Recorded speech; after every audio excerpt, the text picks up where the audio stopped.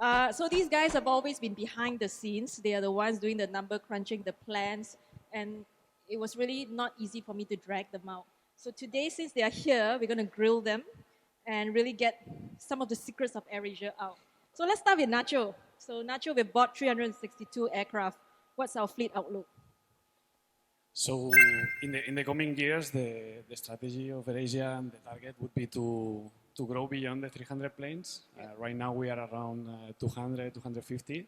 Right. And I mean, bringing all these 362 planes, the 321s, as you said, they are going to make a change for us. We are looking to become an airline with a fleet with more younger planes, better efficiency, lowest fuel burn, and for sure our order is the largest order in the world of 321s. Do we have the largest order? Yeah. Yeah? Yeah, Okay. for 321s, yes. Yep. So this is showing the commitment that we have as a group and as a carrier affecting in the region, in Asia region, to improve and get more sustainable and green. And we are showing how this is so a focus for us to improve and get more green. So what is our kind of outlook in the next couple of years? How many planes can we expect in 2024 and 2025, for example? So right now, the fleet of 321s that we are having is 4 aircraft, 2 of them in Thailand, 2 of them in Malaysia. For next year, we are looking to increase to 7, 7 additional more, and then next in the 2025, more than 20, hopefully. More than 20. More than 20. Wow, okay. In the during the next 10 years, we're going to receive up to 360. So there will be years with 20, 30, 40, 321 deliveries. Yeah. So I hope you got that. It's about 20 to 40 planes a year. So somebody's going to be really busy, right? So how do you allocate where do these planes go? Whether you put them in which country? How do you decide that? Okay. So, I mean, important part, there are different factors, but the most important one probably is the profitability, the demand that we have in the markets, but also it's going to be very important how is the competitive strategy that we will have. For example, if there are airports that are congested, like in Philippines, Manila, this is going to be an important decision to bring aircraft there. Or if we want to become get advantages to compete with competitors, like for example in Indonesia, lowering our cost per seat. But also it's going to be very important as well. Airports and governments are putting more efforts to bring newer planes and greener companies. So they are going to raise charges and probably also like give slots in congested airports to airlines that operate with more sustainable aircraft. Yep. So this is going to be also an important decision-making point. And for sure, I mean, trying to bring the planes where most demand is. Okay. So while we wait for the A321s to be rolled out, what else can we do to existing fleet to make them more efficient? So in the meantime that we don't get all the 321s, what we try to do is to fly, for example, the 321s to longer destinations. At the end, we know that the 321 has a 24% less fuel consumption than our current 320s. So by flying the longest sectors, we are able to reduce our consumption of fuel more than flying short sectors. Yeah. Another one would be we have been doing also a reconfiguration of our cabin with providing lighter seats, like the middle seats. Also, reconfiguration of some of our planes, the 320 planes, 50% of our planes have shared legs now, which reduce our drag and then also reduce the fuel consumption. Okay. How does climate factor into this? How do you include environmental factors in your decision on how to use this aircraft? So climate is affecting to many of our destinations. It's a fact that the climate change is here, and we see that in, for example, floods in Thailand or typhoons and weather extreme storms in Philippines, for example. So it's really important for us to take account this when we allocate our aircraft and how we plan to mitigate the possible affections of these effects of the climate change. We also, it's affecting on what we were commenting, like airports and governments seeing the effects on their countries and in the region of how the climate change is affecting. They are putting additional charges. They will be focusing on airlines that they will invest more in a green aviation sector. So yeah, it's there, and we are lucky that we have all these green and new aircraft coming, because we'll take a lot of advantage and a lot of opportunities will raise from there. Yeah, so this is also something I've been looking at in terms of our risk management as well. Obviously, there's the asset risk. If you are placing one of these expensive aircraft in Manila and is susceptible to a lot of typhoons, then we also have to think about our ERP procedures, what could be the impact on insurance costs and things like that, right, which we have to amortize across the group. But also, it's also in managing CORSIA, because CORSIA is really about how do you reduce your emissions so that you don't be subjected to the charges. So we will also have to look into some of those in the placement of the aircraft. Yeah, for sure. In the coming years, we need to get to zero emissions. We'll need to. One important factor will be also like try to look how do we fit with the CORSIA requirements and the rules. Like for example, and then we'll find opportunities, which are the countries where we can improve more. Like for example, in Indonesia, which we have a lot of room to improve, or Philippines. So it's going to be a very important factor for the coming years also when we decide where to allocate our planes. Okay, thank you, Nacho. So I'm going to move on to Adrian and Jonathan here. So of course, we talked about the aircraft. That's an asset, but how do we fly this aircraft? As I mentioned earlier, it's about efficiency procedures. And these are the two guys who are really instrumental also behind it. There is the aspect of the pilot, the guys who actually implement the procedures, but also equally important is the person behind the scenes who's tracking and measuring so that we know how far we still have to go. So let's start with a simple question. Either of you can answer. What are green operating procedures? Well, as per what it's called, green operating procedures are a set of procedures designed for the Airbus aircraft with the aim of promoting efficient and sustainable operations, be it on ground or in the air. Jonathan, you want to add anything to that? Yeah, okay. Well, that's really kind of basic, right? But there are many procedures, but perhaps we can, you can illustrate with one or two procedures, either of you. Yeah, sure. Okay, just talking about some of the examples would be like what Munching had previously mentioned about our single engine taxi in for departures and arrivals. So for departures, basically it's when we push back out of the gate for departure, we only start one engine initially. That's just to get us going and taxiing. And once we're on the main taxiway, onwards towards the departure runway, then only do we start up the second engine. And that's provided there's no hold-ups. If we see like a long queue of, a long line of aircraft in front of us waiting for departure, we would delay the start of the second engine because there's no point getting into the queue and with both engines running and burning all that additional fuel. And for arrival, generally what we do is once we've landed and vacated the runway, we shut down one of the engines. And so we taxi to the gate basically on a single engine. The other example we could talk about, again, Munching had already previously mentioned this, would be the RNP-AR approaches. RNP stands for Required Navigation Performance. It's a specific approach, it's a special approach, kind of approach, which you can use to come into land. It uses the aircraft's satellite navigation equipment on board or GPS to navigate, and it allows you to cut short your route basically towards the runway for a landing. So it's a more optimized route. It cuts down your track miles as compared to normal approaches that we fly. And again, it saves us a lot of fuel and as well as emissions at the end of the day. So these are two of the examples. We've got further examples from a flight ops perspective in the sustainability booklet that you guys have on the table. Right, and one of the things I learned also is that RNP procedures, actually we are the biggest implementer in this region. Last week I was in Vietnam and we're looking at the regional picture.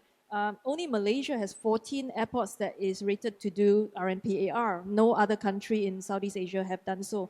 What does it take to use an RNP procedures? We have to invest in pilot training, upgrade the software on the aircraft, and ATC has to design new procedures from them. So Jonathan, I'm sure it took us years for us to get there. Can you take us a little bit through the challenges and complications that you experience in trying to get this implemented? Yeah, so we, AirAsia, invested about 20 million US into RMPAR procedures. It's very rare that a private company actually invests in 20 million. In the airspace, right? And that 20 million is just basically investment in the aircraft that we have to upgrade, simulator training for the pilots. So then we worked with a vendor, General Electric, GE Aviation, and we worked with our colleagues in CAM to design these procedures and get them rolled out. Happy to say, like you mentioned, we have the highest number of RMPAR airports in the world, bigger than, in terms of percentage, right? Bigger than the US, Canada, or Australia. Actually, the head of ICAO, ATC, actually came down to Kuala Lumpur just to listen to the journey of our RMPAR. Yeah. So you started in which year? I think we started in 2012. 2012. Yeah. So initially, it took some time to get them implemented, get the procedures approved. We had to validate the procedures. But it doesn't stop there. We had a lot of engagement with air traffic control, with the controllers. So once a year, we would actually go to every airport and ask the controllers, what are the issues with clearing us for an RMPAR approach, right? And at the same time, we also brought the pilot community with us, so we can have the pilots and the controllers discuss what are the issues, just to improve the adherence and compliance. Right. So this is an ongoing thing. We've invested 20 million. Of course, this is not just benefiting AirAsia because we invested so many years to work with regulators to get all these procedures running, and we invested huge amounts of time and effort into it as well. But this is where we are setting the bar as well, because any airline that comes after that will have to do a whole lot less than we have. Am I right? Yeah, that's correct. So because we spent that 20 million, airlines like Malaysian Airlines and Malindo actually get to fly these procedures, although they haven't invested in anything. All they have to do is pilot training and get ops approval, but they pretty much get the benefit of the investment that we put in. Yeah, another question that I got recently when I was in Hanoi was that how do you get pilots to agree to implement these procedures? That's a really, really most challenging thing. I think, Adrian, you can take that question. Yeah, well, I think, first of all, safety is paramount, yeah, no compromise there, right? And secondly, operating efficiently is high up on our list of priorities. Yeah? So from day one when a pilot joins us, it's ingrained in them, it's instilled in them that operating efficiently is one of our top priorities. It takes a real mindset change here for an individual who comes along, just to get them to think about saving that 1 kilo of fuel per flight. Yep. And at present, we've got slightly over 1,000 flights a day across the group. So that's 1,000 kilos of fuel over a period of time. That's a lot of thousands of kilos of fuel saved. Yep. So that's one of the things. So we start them early, ingraining in them, the need to do it, and it becomes second nature at the end of the day. The other thing that we do is like some of the manufacturers' nice to do procedures or their supplementary procedures on efficiency. We've actually made it standard operating procedures for us. So it's an everyday thing for us. Day in, day out, we do it. And not all the procedures, but yeah, some of them. On top of that, we also diligently monitor our efficiency initiatives. Jonathan especially, really looks at all of it. So and whenever there's a dip, we actually drill down and see what's happening. It could be a new procedure in an airport, or some limitation or other, and then we work on it to try and get around it. So yeah, I think maybe that's what sets us apart from some of the other airlines, because we start really young and we take it really seriously. Yeah, so nice to know. But Jonathan, this is where the crunch time is. Can you put a figure on it? How much have you really saved from operating these procedures? Okay, without any investment into the fleet, like Nacho has, any capital or OPEX investment, we've actually saved, compared to our baseline, 9.36%. 9.36%. In monetary terms? It's around 130 US million dollars, basically. You 130 can buy a million. couple of aircraft with that. This is from 2015, right? Yeah, since 2015, although we started the program in 2010, we Yeah. weren't able to measure a lot of initiatives. Back then, we just didn't have a solution and the technology. But since 2015 onwards, we've been able to capture the data, use the data, and yeah, realize what the savings are. $130 million. That should actually have given us quite a lot of bonus, right, Bo? So Nice try. Always trying.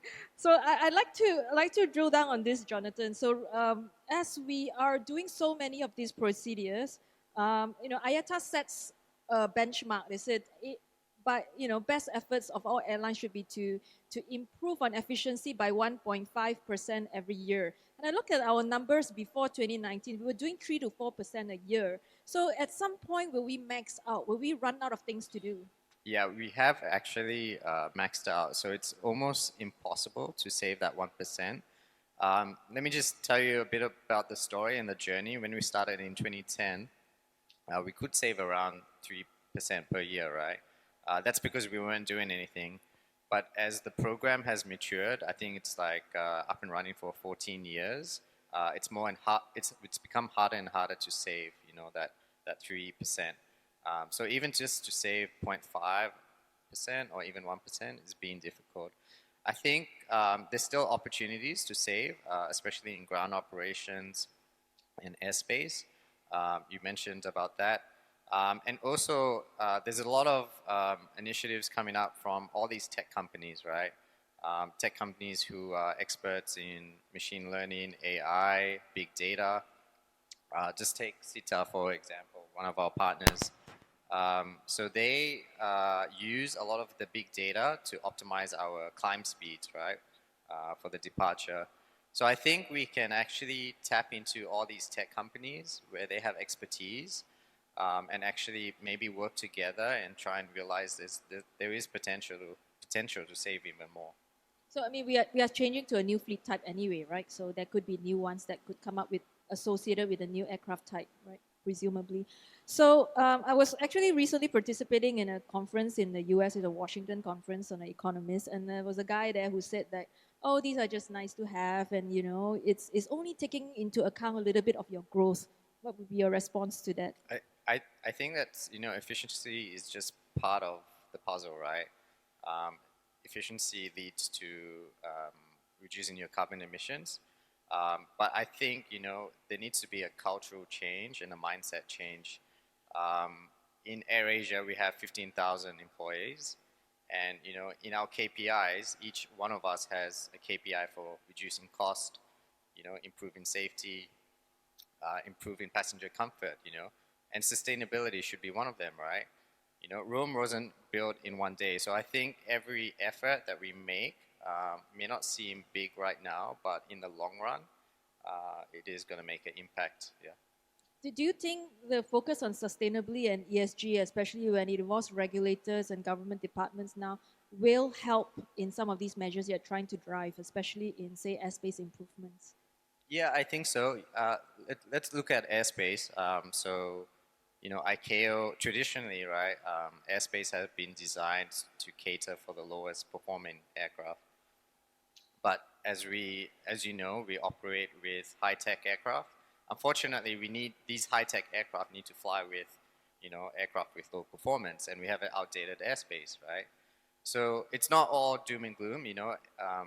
ICAO have set mandates for airspace improvements and also airport improvements.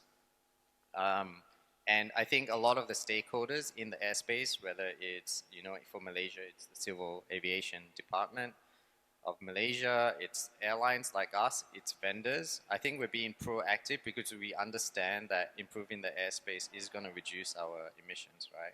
So I can give you an example. Just last week, we were discussing with CAM about changes to Ipoh, and they were very proactive, and they designed RMPAR procedures in Ipoh. Okay. And then we looked at the data at the same time. We looked at the arrival procedures, and we made some proposals to CAM, and we talked about it. We came to the table, talked about it, and yeah, we can make some changes to that airspace in Ipoh. I mean, we only fly two flights a day, but that change can save 370 tons of fuel in a year.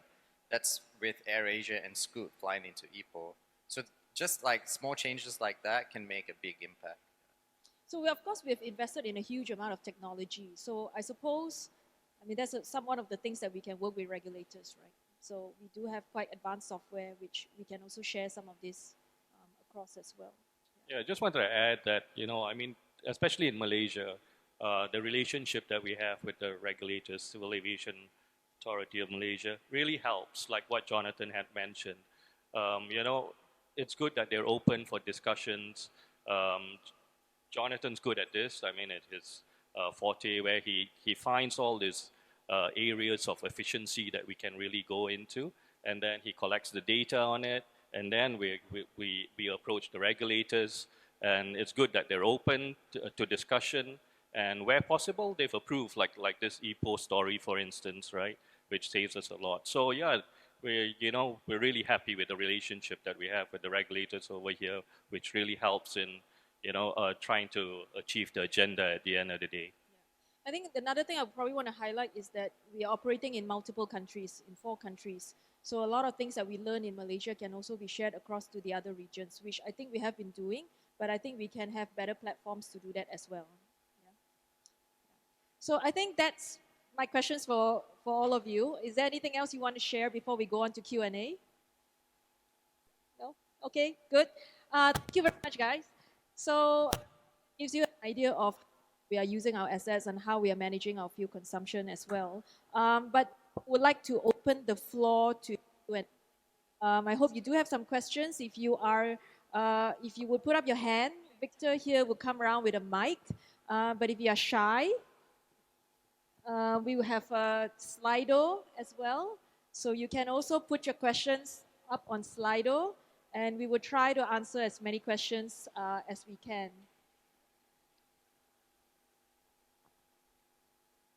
Come on. Yes, please. If you can introduce yourself and where your organization, please. Vincent from Bursa, Malaysia. One question is, how do you encourage or even motivate regulators and ATC to actually develop the RMPR flight path and procedures? What is in it for them? Thanks. You try first. I think you need to tell them, or they need to understand it's the right thing to do, right, in the first place. There is a greater impact that these changes will have on climate change and sustainability. It's about working together. It's good to promote the work that they do as well. ICAO looks at the work that the Civil Aviation Authority of Malaysia does, right? Just that example that I gave you, RMPAR, the head of ICAO came down to KL just to learn about all the initiatives that we're doing. So just to give the public and other regulators awareness of what Malaysia is doing is great. Getting their buy-in is very important. Right. Yeah. I definitely weight profile, right? If you actually have the most efficient, they will also attract more carriers to come to KL as well. But on the other side, we also have to look at how important sustainability has been for this issue, because previously it was, and it's less important probably when you talk about regulators, how do they care what kind of cost that airlines. Mic keeps going in and out. But when it comes to sustainability, all governments now have to also meet their carbon commitments. And this is not just about CORSIA. each of our countries also have a nationally determined contribution to meet under the Paris Agreement. So if you resolve this issue about aviation, it's not only tackling international aviation, but also domestic aviation and goes directly into your NTC contributions. So I think we all have a common goal now, especially with climate coming to the forefront of the agenda. And that's basically what we are now doing in our engagement with governments. And it's not just a matter about transport, it's really about environment, green economy, and all these other areas as well. So we have a question. Thank you, excellent session. Please share with us more on what you can do, what can All Stars do at part of the sustainability journey. Now, I think, Jonathan, you said that this point, that sustainability is just not the role of one person or any one department. And a lot of our sustainability measures, the highlight of it is our flight operations department, but that's really just not it. I think I had a very interesting conversation with Captain Fare recently, and he told me that one of the first initiatives we did for fuel efficiency was on water management. So in my mind, I always thought that this had to do with pilots. It's all about changing the mindset of pilots. But it really isn't just about pilots, and Adrian can talk a little bit more about that. Yeah, I think it's all stakeholders basically and everybody involved in the day-to-day operations, right? I mean, we can come up with the figures of, say, okay, for each flight, if it's a shorter flight, we only uplift 50% of water into the tanks, right? So that makes the aircraft lighter. And but at the end of the day, it's the person who's putting the water in the tanks, right? If he doesn't buy in, and it's easier to just fill it up 100%, right? Instead of having to monitor it and at 50%, make sure it stops at 50% water intake. Yeah, but to get them to buy in and to believe in it at the end of the day, that this is the right thing to do, this is the efficient way of going about it, and having their buy-in, it helps at the end of the day, because we can't be policing everybody to ensure that they do it. So yeah, the buy-in is important. So it's the guy actually putting the water, the ramp guy, who has to also do it more frequently, right? Because they now have to put in water. It's like you driving. If you fill in your tank every single time you drive, that's going to take you a lot of times to the gas station. But if most of us would just put a full tank in and continue to run, but our cars are running more heavily and burning more fuel. Obviously, the same thing happens to an aircraft. So all these efficiency measures actually have been realized by a lot of people within the AirAsia network and the chain of all the things that have happened. So that's one. Let's look at another question. What kind of finance assistance that you're looking for to support decarbonization? Very, very good question. This is a really big question. We will be talking a lot more about that, about ESG financing later. Of course, some of you who are from bank, you know that ESG financing, you need to have certain targets to meet. And most of these targets are about your fleet renewal targets, your utilization of SAF, or your carbon emissions. 2 out of 3, we are really good at it. So we can definitely begin talking to you on setting some of these targets and how do we explore ESG financing options for the 362 aircraft Nacho will have to deploy somewhere. Okay, next. Any future plan if AirAsia passengers can buy carbon offset? Yes, another really excellent question. That is what I could be working on after I get this out of the way. So I'm now working on a board paper that will go to our board of directors on how we're going to implement carbon offsetting.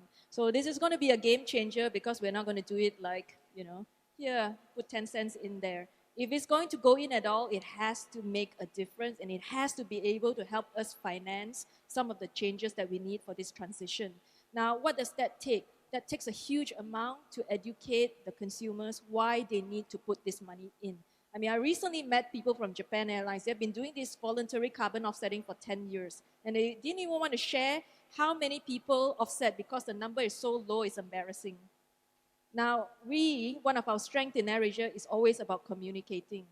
How we're going to do this, we hope it's going to change the industry. So look out for this. We hope by the end of this year or early next year, you will definitely see something. Next, as you mentioned, decarbonization goes beyond national agenda. How would you start moving this at an ASEAN level? I love all these questions. So that's why today we actually invited people from around the region. We have people from the Philippines, we have people from Thailand, we have people from Indonesia. Alone, for all our countries, we cannot move the dial. Now, Corsia is one example. This is a global scheme. If you're a big country like America or China, you can put your requirements in there. But if you're Malaysia, who cares about what Malaysia wants? But if we do it as a bloc, as ASEAN, that's going to make a difference. So some of the things some countries are really advancing, like Thailand, you're really good with your carbon offsetting scheme. You have your own scheme. Now, it's not yet accepted as Corsia, but what if all the ASEAN countries come in and work to get this into Corsia? That could be a big difference in how we can get more carbon projects certified in this region. So that's just one example, right? And there are many examples of this. Airspace management. Now, when we talk to GE, Jonathan, I remember Doug was saying that in the US, they actually have a program where every year FAA will go to different airports and look at how to improve the airspace efficiency of every single airport. They're looking at a certain number of airports a year. And I remember he said that if they had to go through all the airports in the US, it takes them 30 years. Now, this is a continuous process in the US to improve efficiency. We haven't done this in the ages, right? So what does it take for ASEAN to do this? One of the flights that we look at in the regional one that is most inefficient is actually Kuala Lumpur to Manila. I remember it's like saving 217 grams of kg of fuel if we can improve the efficiency. So Ricky, what does it take for us and CAM and CAAP to get together and look at streamlining some of these flight paths? That would be really interesting for us to consider. Next, sorry if you have missed out, what is the airline contribution to global carbon emissions? It's between 2 to 3%.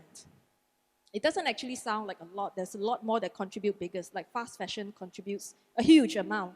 Now, why is it concerning? It's concerning because the rate of increase of airlines has been very quick in the last 20 years. So, of course, us being low-cost carrier contributes a big part of that, which we acknowledge and we are doing something about it. But we hope, of course, this is not something to say that, oh, why should we be doing something if fashion is not doing something? We hope, of course, aviation is going to set the bar for everybody to move up as well, right? Are there discussions with airports to improve on ground procedures? In your opinion, what should governments do to help address these challenges? Jonathan, you want to take this on? Yeah, so ICAO have set a mandate for airports, major airports to implement what we call ACDM. So in our region, airports like Singapore, Bangkok, Korea, Delhi have implemented ACDM, and basically what we're trying to do is not have a whole bunch of aircraft lining up at the runway, sitting on the ground with 2 engines running, being ready for takeoff. What ACDM allows us to do is, only have a maximum of 2 aircraft at the lineup at the runway, and that makes it more efficient. We don't have aircraft sitting on the taxiways. They rather be at the bay with the APU running, which burns a lot more fuel. So they are, for Malaysia, I believe it's going to be, we've started the trials, and it should be implemented at the end of this year. Okay, this is another question for you guys. Are the aircraft manufacturers helping in your efforts in improving operational efficiency? So what's been going on with Airbus? Nacho, anything? Well, the Airbus, I think, is a big contributor on efficiency, at least on environment. I think 321 is one example, with probably is the most famous and efficient aircraft in the world for that. So I think they put a lot of efforts on that as well to make this change. And in efficiency, I mean, 321 is more efficient than other kinds of aircraft only because you are able to put more seats without adding flights. It's helping also the airports to manage the congestion and the operations and the day-to-day. So, okay. Yeah. Can I just add? I think I don't want to sound arrogant because Airbus isn't an airline, right?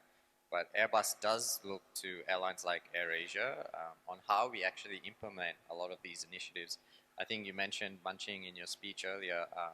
We have one of the highest compliance of single-engine taxi, right? And we actually, Airbus did ask us, to come up on stage in their forums and to talk about our journey and how we get it implemented and how we have a high compliance rate. And a follow-up from that is actually they've made it into a standard procedure now. AirAsia made it a standard procedure many years ago, where Airbus had it as an alternative procedure, like Adrian mentioned. So they're learning from us now.